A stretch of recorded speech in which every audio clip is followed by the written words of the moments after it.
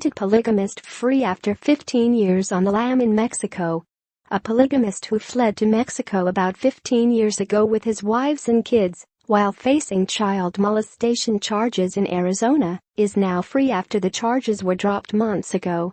Orson William Black Jr. was arrested by Mexican authorities in the northern state of Chihuahua and handed over to U.S. officials in El Paso, Texas, last week.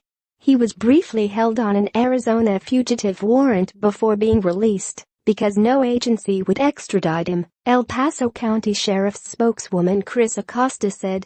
The Arizona Attorney General's office charged Black in 2003 with molestation over allegations he persuaded two teenagers who later became his wives to impregnate themselves with his sperm. A review prompted by a federal inquiry led to a decision to drop the charges for lack of evidence, office spokeswoman Mia Garcia said.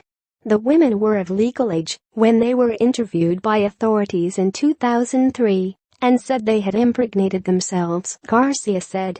The women refused to cooperate, and because they had married Black and fled with him, state prosecutors decided in May that they didn't have enough evidence to pursue charges.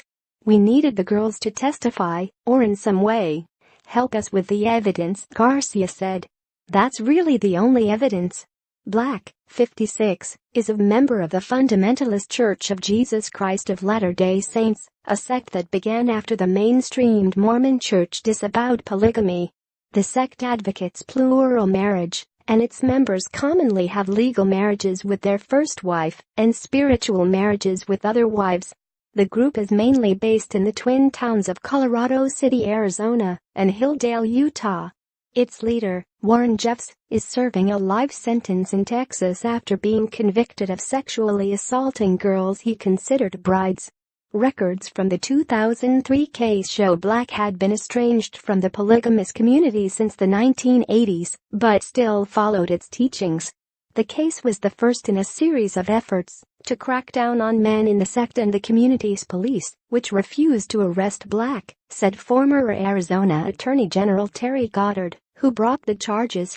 Goddard lamented that Black is apparently not going to face consequences. If somebody can just skip the country and then avoid what I believe was a very legitimate child molestation rap, that's a very sad development, he said Tuesday. The prosecutor's office in Chihuahua, Mexico, says Black, 56, was captured in an area largely populated by Mennonites and was under investigation for the deaths of 3 Americans aged 15, 19, and 23 on September 10. But they turned him over to U.S. authorities days later without announcing he had been cleared. Prosecutors did not say why Black was a suspect in their deaths, but a Mexican official said Tuesday that the case remains under investigation. Black's whereabouts are not known. He is not in federal custody, the U.S. Marshals Service said. Mexican authorities also handed over to U.S. officials 26 others, including Black's wives, said Penny Peterson, sister of the 2 women in the molestation case. The family is supposedly on the way to the Arizona-Utah border communities, where the sect is based. Peterson, who is estranged from her sisters, said the men who were killed were 2 of Black's sons and his stepson. She said she was told by members of her extended family that the deaths were a drug cartel hit, possibly because Black either stole money or drugs. He wasn't home, and the cartel killed the others instead, she said.